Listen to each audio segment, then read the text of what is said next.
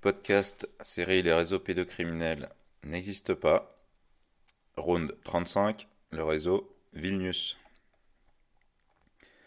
Réseau pédocriminel de notables en Lituanie. L'affaire Daimantele Kedis refait surface. Un scandale pédophile en Lituanie, marqué par une série de morts mystérieuses, se propage jusqu'aux États-Unis. Là-bas, l'ancienne juge Neringa Vankien a été arrêtée début février 2018. Elle a joué un rôle clé en portant à l'attention du public l'affaire dans laquelle plusieurs hauts fonctionnaires lituaniens auraient été impliqués. Les autorités lituaniennes veulent-elles empêcher la révélation d'un clan pédophile avec leur demande discutable d'extradition de la juge? Retour sur cette affaire. En 2009, Daimantele avait 4 ans et racontait à son papa comment sa maman, dont il était séparé, l'amenait voir, je cite, des personnes appelées Andrius, Jonas et Edas. Fin de citation. Là, elles se déshabillaient toutes les deux, la maman gardant ses sous-vêtements. Des fois, elle était laissée seule à l'hôtel avec eux. Dans la vidéo, donc, que vous pouvez voir sur l'article du site, elle raconte notamment à son papa comment ces messieurs mettaient leur sexe, je cite, un peu partout, et que sa maman lui demandait d'oublier ce qui venait de se passer.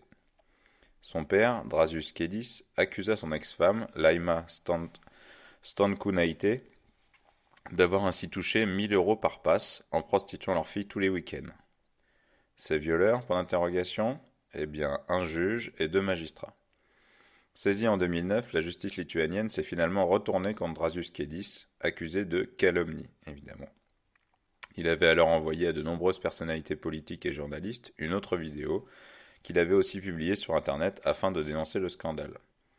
Quelques mois plus tard, le juge était assassiné et Drasius Kedis disparaissait, donc le juge qui était accusé par Drasius Kedis d'avoir violé sa fille. Le corps de Drasius Kedis fut finalement retrouvé en avril 2010. Le procureur a estimé qu'il serait mort, ivre, mais sa famille et de nombreux Lituaniens sont persuadés, au vu des blessures relevées sur son cadavre et de la tournure politico-judiciaire prise par cette affaire, qu'il aurait en fait été torturé et assassiné. Aujourd'hui, 2012, Daimantele a 7 ans et vit chez sa tante. La justice lituanienne a décidé de redonner la garde de la fillette à sa maman. Dans les vidéos qui suivent, mises en ligne fin mars, on voit un imposant service d'ordre et des policiers masqués venir chez Daimantele. Mais la fille se débat et crie. Elle a trop peur de retourner chez celle qu'elle accuse de l'avoir vendue à des pédophiles. La tentative de récupération a échoué.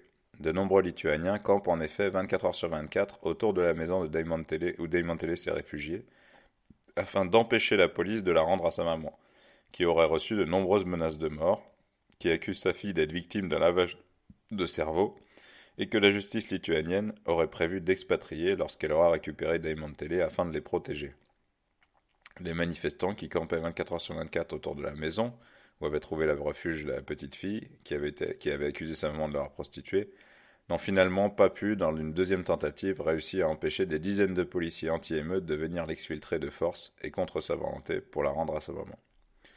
Alors juste une petite parenthèse, puisqu'on voit que ce schéma se répète dans de nombreuses affaires, et souvent on va dire, bah ouais, mais les antipédos, en fait, vous êtes des féministes, hystériques, blablabla.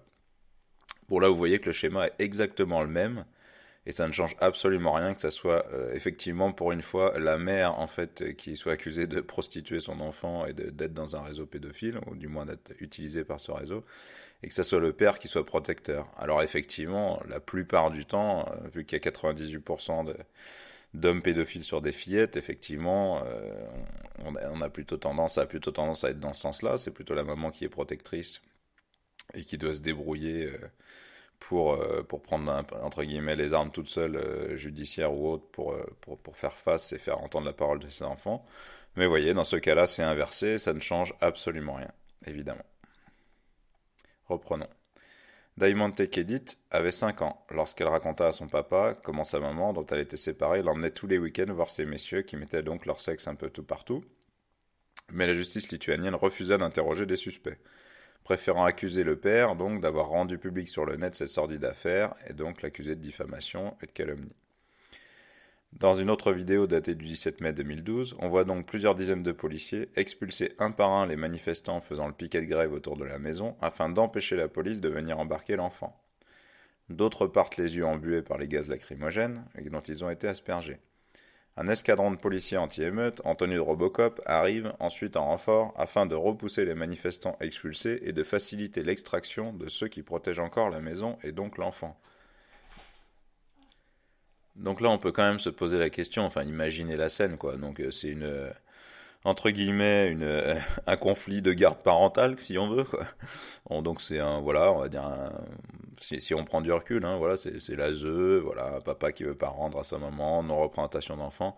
Donc on en est, enfin, vous voyez les vidéos sur l'article, mais à des trentaines de policiers anti-émeutes qui investissent une maison pour rendre un enfant. Visiblement, l'enjeu est autre, hein, pour le dire simplement.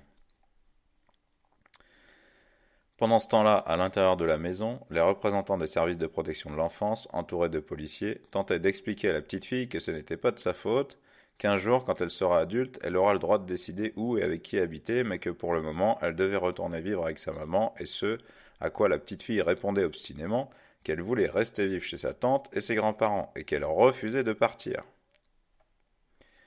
Associated Press, donc une association de journalistes, rapporte que 39 personnes ont été arrêtées par la police anti-émeute et incarcérées à l'occasion de cette exfiltration. Andrius Kubilius, Premier ministre lituanien, a défendu l'opération policière en expliquant que si de nombreux Lituaniens étaient opposés à cette exfiltration, les lois et la constitution de la Lituanie devaient être respectées. La vidéo de l'exfiltration ayant commencé à tourner, une manifestation s'est tenue dans la foulée à Vilnius, devant la résidence de Dalia Grybauskaitė, la présidente lituanienne, qui avait plusieurs fois expliqué vouloir d'abord et avant tout défendre les intérêts de l'enfant, et que tout recours à la force serait exclu. L'affaire est largement couverte par la presse lituanienne, plusieurs sites web lui sont dédiés, et des dizaines de messages sur Twitter relaient l'opération, lancée par des Anonymous notamment, à qui, à l'instar des manifestants, il donne raison, effectivement, à l'enfant contre sa maman. Cette dernière avait de son côté lancé un site web pour réclamer qu'on lui rende sa fille, et un autre pour donner sa propre version des événements, et a confié à des journalistes une vidéo tournée dans la voiture avec sa fille pour montrer comment elle s'entendait bien, si quelqu'un pouvait la traduire, comment elle s'entendait bien. On peut s'étonner de l'absence de prise en compte de la parole de l'enfant et des accusations de son père, et à contrario de la violence institutionnelle, administrative et policière avec laquelle la petite fille a finalement été rendue à sa maman. Dražius Kedis est mort à 38 ans, les bras croisés sur la poitrine, une importante coupure lui barrant le visage de la racine des cheveux à la pommette, le corps couvert de bleu et avec des traces visibles de strangulation. Les autorités lituaniennes pensaient enterrer en secret cet homme d'affaires, érigé en héros le 9 octobre 2009 pour avoir abattu sa belle-sœur et un juge à qui il reprochait d'avoir transformé sa fille et sa nièce en jouets sexuels. Donc soi-disant.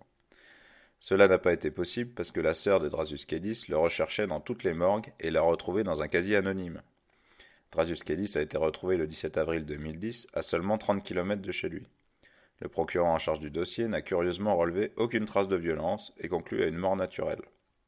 Il serait mort ivre, étouffé par le contenu de son estomac qui lui serait remonté dans la gorge, selon la version officielle.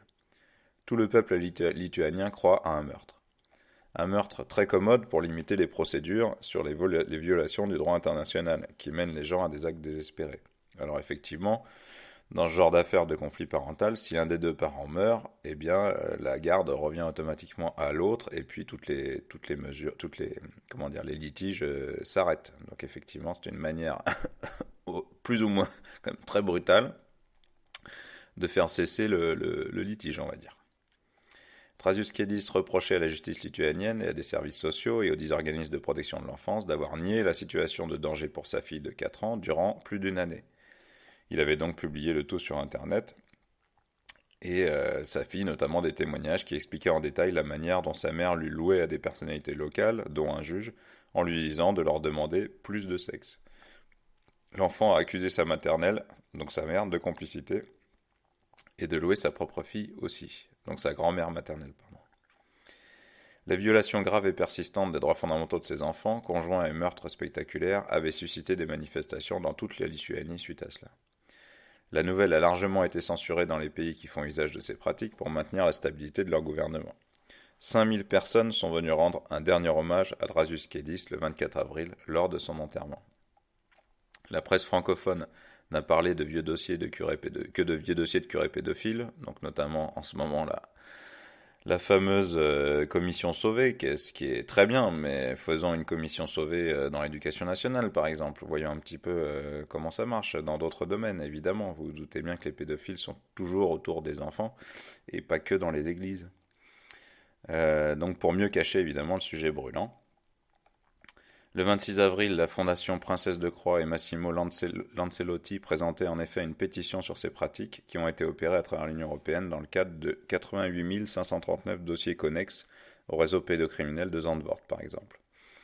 La pétition a été maintenue ouverte, mais cela n'a pas gêné la justice lituanienne pour attribuer une virginité virtuelle à la mère Makrel. Un tribunal a ordonné que Diamantele soit enlevée de force et d'urgence à ses grands-parents, chez qui elle était pour le temps de l'hospitalisation de sa tante paternelle qui en avait la garde, pour la rendre à la mère. Il s'agit une fois de plus d'une violation grave des lois internationales qui interdisent de confier un enfant à un parent présumé abuseur. Aucun tribunal n'était supposé considérer rendre Diamantele à sa mère avant l'échéance du recours de la Cour européenne des droits de l'homme. Des centaines de personnes se sont rassemblées autour de la maison de la mère pour protéger l'enfant. Tous les jours, un tribunal interdit les contacts d'un de ses enfants avec ceux susceptibles de leur faire comprendre ce qui est arrivé n'était pas normal. Comment la justice lituanienne étouffe une affaire de réseau pédophile impliquant du gratin. Donc retour sur une affaire de pédophilie, donc cette fois en Lituanie. Donc c'est juste une seconde présentation de l'affaire avec quelques faits qui sont détaillés par une autre auteure. À l'origine, donc, on a un divorce, puis une fillette de 5 ans qui parle à son père des viols commis par des amis de sa mère et de sa tante. Un père qui tente de sortir sa fille de ce réseau et qui finit assassiné, une mobilisation populaire impressionnante, et aujourd'hui la justice lituanienne continue à persécuter les personnes qui ont essayé d'agir.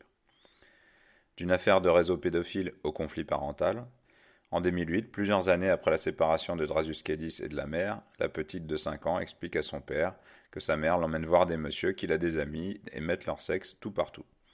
Elle décrit avec ses mots d'enfant les actes qui lui font subir, notamment des fellations, et désigne même plusieurs personnes, dont un juge et un homme politique, des messieurs donc appelés Andrius, Jonas et Edas.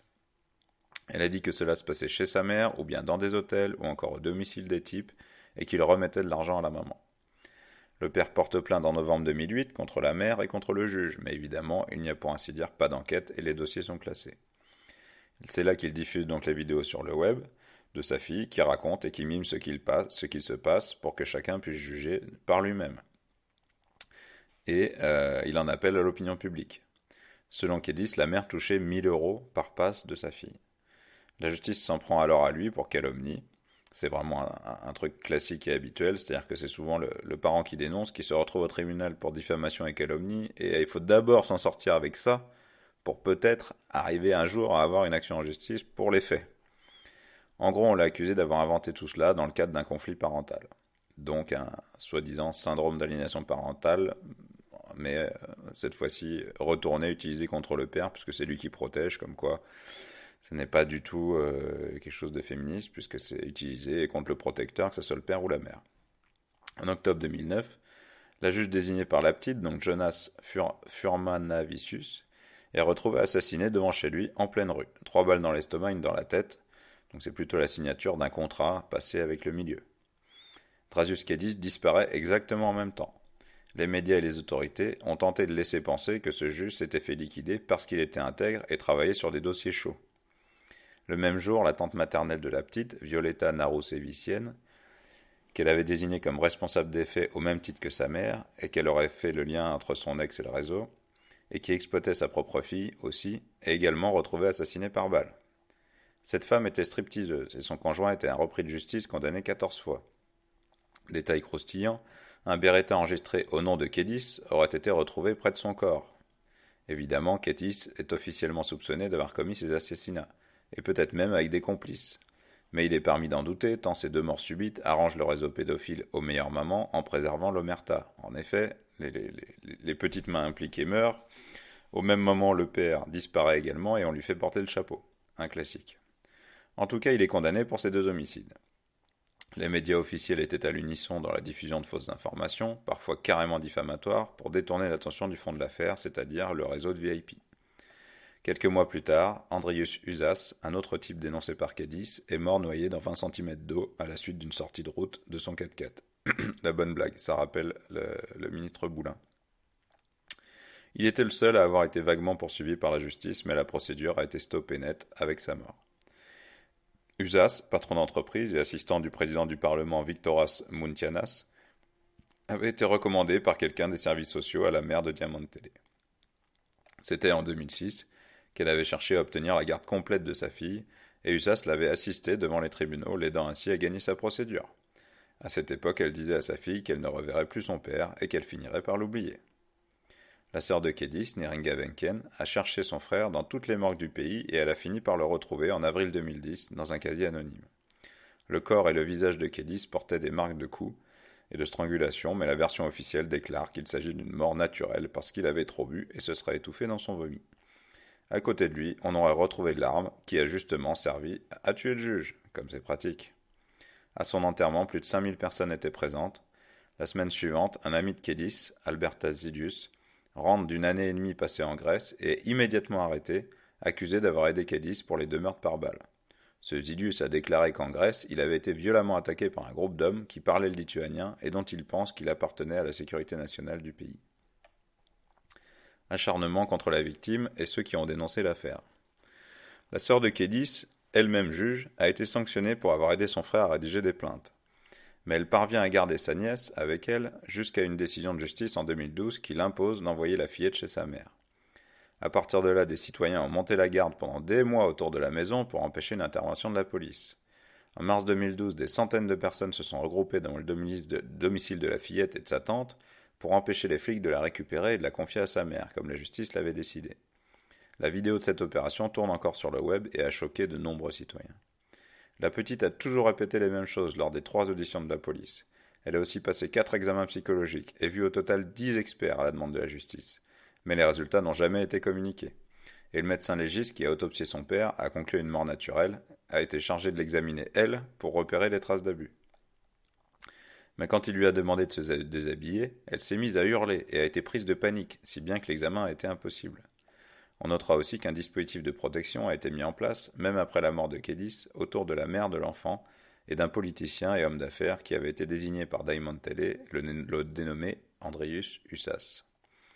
Le 17 mai 2012, nouvelle mobilisation pour bloquer une nouvelle intervention de plus de 250 flics, dont un groupe de la police anti-émeute, mais cette fois donc 39 personnes sont arrêtées et la petite est littéralement arrachée à sa tante à l'intérieur de son domicile. Le Premier ministre Andrius Kubilius est même intervenu personnellement pour défendre cette intervention qui a fait jaser jusque dans les médias anglais, suisses, espagnols ou luxembourgeois. Évidemment, en France, vous n'en avez pas entendu parler. La tante Neringa Wenken, donc la sœur de Kédis, juge de son état, suite à cela, a fui aux États-Unis en 2013 où elle a fondé un parti anticorruption. Donc elle a essayé de lutter finalement par l'extérieur, voyant que malgré son statut de juge, tout était complètement corrompu dans ce petit pays de l'ex-bloc URSS, passé sous une énorme domination américaine d'ailleurs depuis. En Lituanie, elle avait reçu de nombreuses menaces de mort et a décidé de quitter le pays avec son fils adolescent. Mais suite à un mandat d'arrêt international émis par la Lituanie en 2015, finalement la justice américaine vient de décider son extradition pour être jugée et elle est emprisonnée à l'heure actuelle en attendant l'histoire d'être certain qu'elle ne va pas s'enfuir. Le mandat d'arrêt lituanien mentionne seulement quelques charges minimes contre Wenken, mais ses avocats pensent qu'une fois sur place, la justice lui prépare une avalanche de plaintes pour des faits graves, parmi lesquels la liquidation du juge et ancien flic Jonas Furmanavicius.